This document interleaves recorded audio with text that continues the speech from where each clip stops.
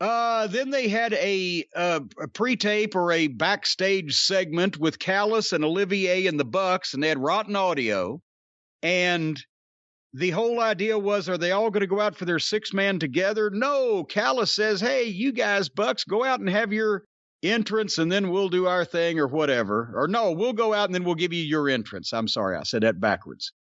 Okay, so I saved 3 minutes. I fast-forwarded through Twinkle Toes' entrance. And then Callis gets the microphone, makes a big deal out of the band being back together. Because, you know, the greatest group in the history of wrestling wasn't the Four Horsemen or the fucking Heenan family or the Dirty Deuce-Six. It was the goddamn rip-off fucking clique, the Bullet Club. But anyway, but then in a swerve, he introduces Gallows and Anderson instead of the Bucks. What an upgrade. I thought I was going to have to watch the Bucks wrestle. Instead, I get to see Gallows and Anderson, 2 actual grown men. And then they show the Bucks in the back with Tony Khan there. And they look like a fucking segment from an Einar song illustrated by the serial stripper where they all had fucking disappointed looks on their faces. Now that's funny. So now they have Kenny Olivier, the greatest. Yeah, I'll quit it now. Okay. Kenny Olivier, the world's greatest wrestling artist. Carl Anderson, who's in this match the best, actually on this show, probably the best worker. Luke Gallows, who looks like Andre the Giant in this company. And they are facing Brian Pillman Jr., fine young man, but he's an underneath talent right now in this instance. Griff Garrison, who, again, looks like a fucking string of spaghetti. He's skinny and pale, but they're the Varsity Blondes. And their tag team partner, I swear to God, this was his name that they used, Danny Limelight. So you've got the fucking champion and these 2 invaders from another company with the top heel manager. They get in a 6-man tag with these guys. Olivier starts doing gymnastics with the midget jobber named Danny Limelight. This idiot has no idea how to get himself over. He is incredibly lucky that he had the Japanese office to lead him by the nose through what they wanted him to do, and then that he has a fan base here with AEW that would like anything. You could fucking feed them Elmer's glue and they'd thank you for the ice cream. He is a complete idiot when he gets in the ring. He never does the right thing. And I could see at one point Carl Anderson and Luke Gallows in the corner asking themselves, why is this idiot selling for the job guys? And that's almost all he did. Anderson was the best worker in the match. Gallows looks like he could beat up everybody else in it all by himself. This went through a break. And after the break, Twinkle Toes was still taking bumps for Danny Limelight. He's such an idiot. He thinks that he can get this fucking job guy over. All he did was get himself under because it looks like the fucking midget job guy is just as good as Olivier is. And then Brian Pillman and Griff Garrison got a 2 3/4 count on Carl Anderson. Then all 3 heels hit a finish on Griff Garrison, and Pillman made the save, 1-2 save.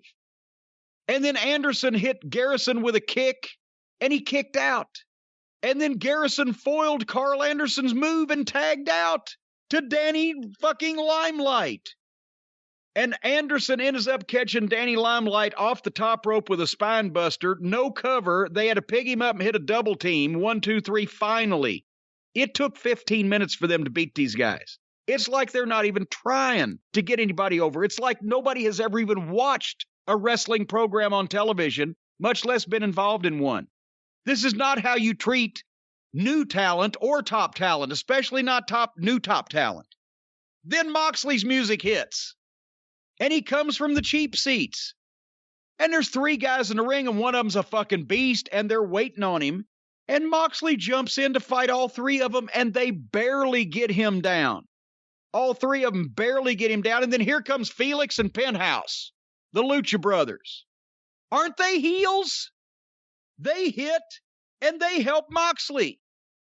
And then Moxley's back up after they've got him down, and he's all over Olivier. Kenny Olivier cannot have a worked fight. His broad arms look like my Aunt Lola throwing them. He's awkward.